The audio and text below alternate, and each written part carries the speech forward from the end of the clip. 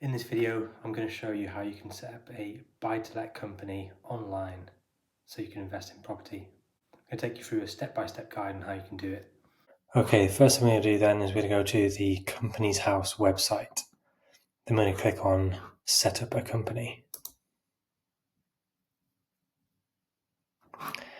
Okay, once we're in here, there's actually some quite useful information that's worth having a read about. Talks about setting up a company, whether it's right for you. I would probably recommend that you take some advice from an accountant before you do go down a limited company route to make sure it is the right step for you. And it gives you some information here about choosing a name. It's got some rules on certain names you can use and what you can't use for a company, which you can have a read through. But an important one here is you can check if the name you want is available. So you can put in the proposed name of your company. I'm going to call mine Smith Property 123 and then search. And there's no exact matches, no matches, so that's probably a go. Then it means I can potentially use that as my company name if I wish to. Back into the Companies House website, then it gives you more information about persons with significant control, shareholders and guarantors. But if we scroll down to the bottom, it shows you the option to register your company with Companies House. It gives you then, you can click there to register your company with Companies House. However, my recommendation is that you don't use Companies House to set up your company. So it costs £50 to set up via Companies House. However, there's some quite good formation agents out there which let you basically put the same information in, but they're just a little bit less clunky.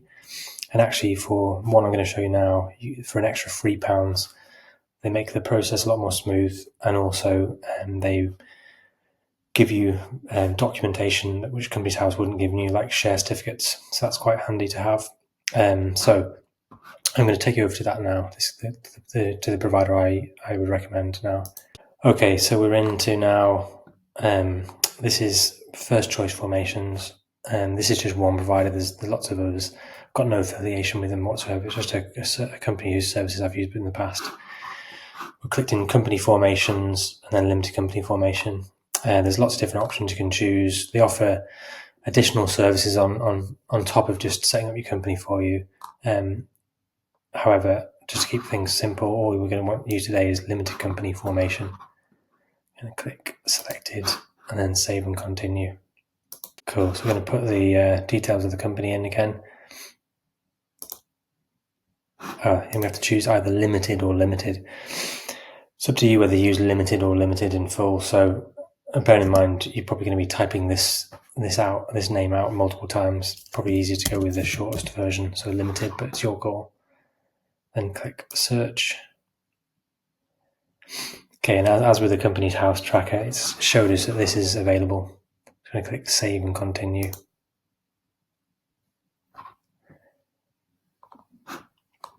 Gives you a lot of additional options they can offer you. I mean, that's how realistic they make their money, through add-ons, but there's no requirement in this case. We're just going to stick with the basic one.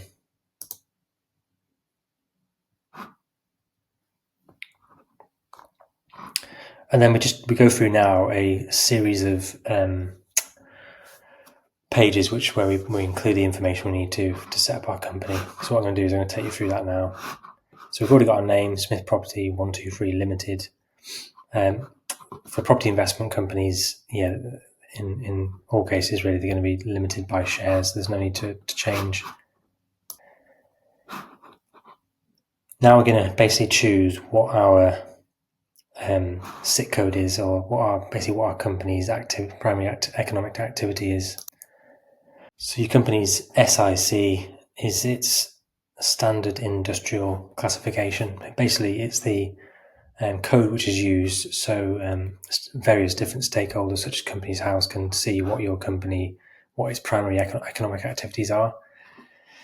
And so, basically, it's a way for them to tell what your company does. So what we're going to do is we're going to search by category, and there's lots of different categories you can see. We want to go to real estate activities, because remember, this is a property investment company we're setting up. Gives you a number of different options, and because we're basically going to be buying and renting out property for the purpose of making income from rent and also long-term capital gain, This is the one that's most applicable to us. Other letting and operating of own or leased real estate, which is 68209. So we can click plus there. Okay, so in our case, there's no requirement to choose any additional SICs. This one is sufficient. If we're doing different activity, that would be different. So, for example, got management of real estate on a fee or contractual basis, and real estate agencies. So that's for estate agencies, and then for letting agents. Buying and selling of own real estate at the top there is for buy to sell, property trading, and property development. But for ours, we're looking at other letting and operating of own or leased real estate. So we're going to click save and continue. Okay, so now it's going to basically give us some options to choose address. If we want to, we can use the registered office address service, which first choice formation will allow us to use for a fee. But we're just going to use our own address in this case. Enter new address.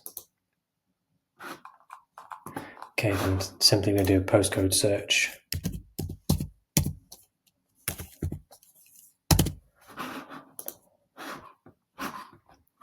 Okay, I'm going to choose this one here. Got all the details there. Click save and continue.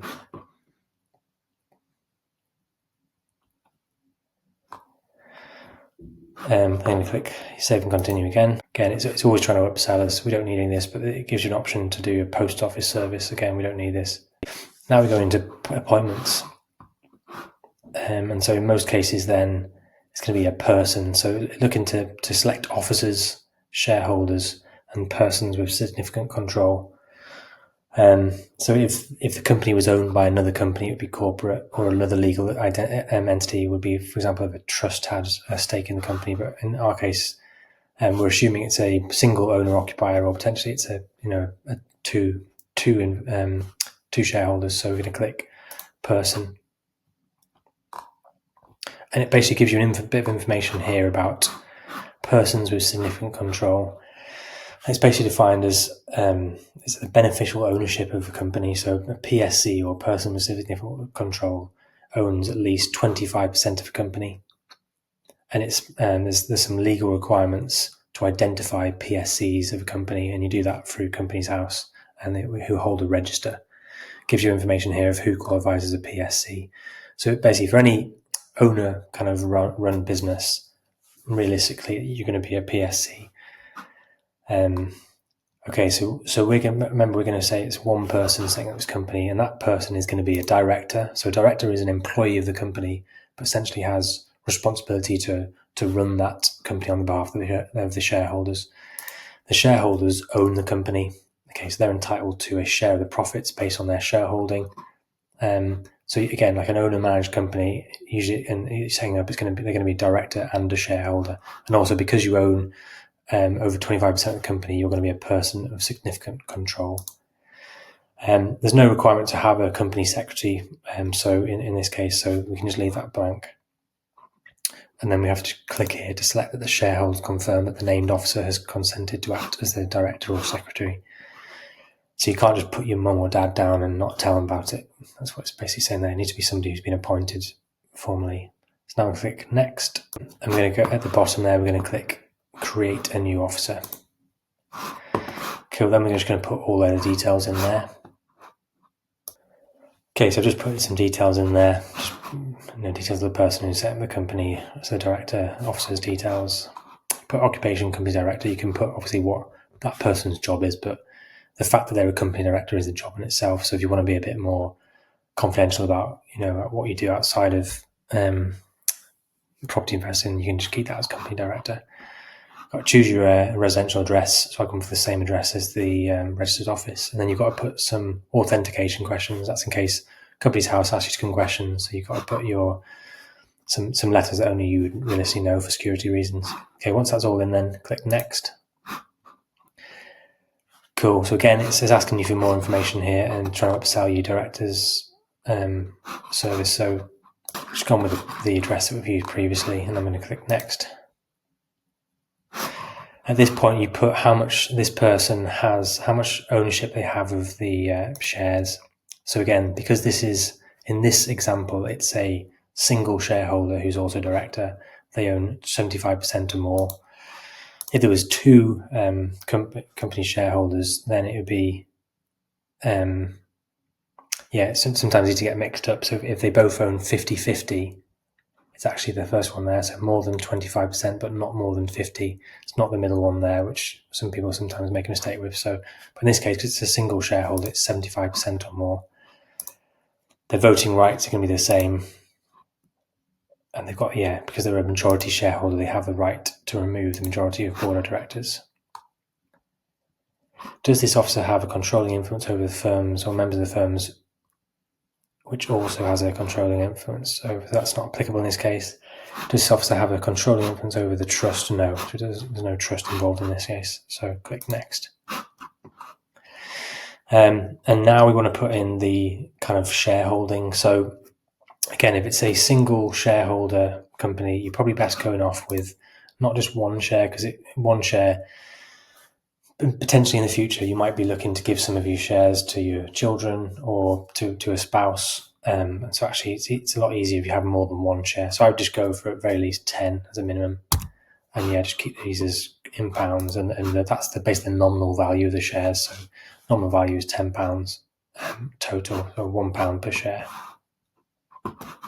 Click save. Let's just kind of confirm that there. So that's the shareholding, 10 shares, £1 each per share for ordinary shares. Cool. So we've got details of David Smith, who's a shareholder, director, and PSC. We've got the option now to add an additional person if needed, but in this case it's a single shareholder and director. So we're going to click save and continue. Cool. So we get given. I told you one of the benefits of using this service is we get generic share certificates and articles of association. That's really useful to have. Now I'm going to click save and continue. Okay, again, it's trying to upsell you, and we must have some commercial links with different banking providers. So you could try and choose one of these now, but I'd suggest there's probably different banks you can use out there, and there's plenty of them who are willing to take your customers a newly formed company. So there's no requirement to choose any of these now. So I'm going to click save and continue. And just say I don't need a bank account. Okay, some more upselling, seeing whether you need free agent. I don't think it's one of the best pieces of software out there, so I would just leave that one alone. Click save and continue. Again, more upselling, no requirement for any of this. Save and continue. Okay, it just gives you a summary page here where you can just check all the information is correct. Just have a scroll through, make sure you're happy all the information is correct. And then once you're happy, click save and continue. Oh, you have to just select this last box here. The shareholders confirm that the intended future activities of the company are lawful. Then click save and continue. And now it just gives you the cost breakdown. So I've already told you that we haven't selected any additional services. So you're basically paying £3 plus VAT on top of the £50 you would have paid anyway for your company's house. And this is just a lot more straightforward to use. They also give you reminders on an annual basis when things like your confirmation statement are due, which is quite handy. And like I said before, they give you the copies of the Articles Association and the share certificates, which is quite useful. It's useful to have. Got details there, and then we click checkout now. Cool. I mean, I'm not going to clearly pay for this company to set it up, but that takes you to a kind of summary page and gives you the option to pay. And it's really as simple as that. So once you pay, that service will be enabled, and within 24 hours, you'll have your company set up for property investing, and then that means you're in a position to start buying properties. So that was a straightforward guide on how to set up a limited company. It's quite straightforward to do. I would recommend that you do take advice from an accountant before you do go about setting up a company, just to make sure that, firstly, setting up a company is the right thing for you to do. That's just one way you can own property. You can also own it in your own name. It depends on your personal tax position as to whether that's whether a company or in your own name is the better option for you. Definitely recommend using a formation agent like the one I showed you there. So first choice formations is just one of many, but I've used them before and they're pretty seamless. And for the extra £3 you're going to pay, it's worth it just to get the share certificates. I think just one thing to finish on then it's at what point should you set up a company. So as I mentioned, it can be done in 24 hours. You can have your company set up and good to go. The thing that can take a little bit longer is the bank account sometimes. So make sure you factor in a bit of time for that. But actually, you don't necessarily need your company bank account from day one. You can initially, if you need to, you can use your own personal account, charge those personal transactions to your director's loan account. So that's something you can do as well. So my recommendation would be, in terms of when to set up the company, I would wait till you have an offer accepted. In all honesty, if you set up any earlier than that, what's going to happen is it's going to start the clock ticking for producing your first set of statutory accounts, which are due essentially a year after you have set up your company. You'll then the end of the accounting period will take place. So, say for example, what date we're on today, 20th of October. The first set of your first reporting period, if your company was set up today, would be basically the end of October in a year's time. So the end of October 2025 is the as-at date for the end of your first accounting period. And then you have a further 9 months in which to then produce your accounts and submit them. And so that's one of your requirements as a company director and shareholder, is to produce a set of statutory accounts and submit them to Companies House and to HMRC. You also need to submit your annual confirmation statement to Companies House, and this is just essentially an update to show if there's been any changes to your company since you initially registered it. And there you are, good to go. So once you're up and running, probably next thing you want to be looking at is maybe getting an accountant on board. They can help you when it comes to producing your accounts, and also to give you advice along the way. Anyway, I hope you found this video useful. If so, please remember to like and subscribe for more content.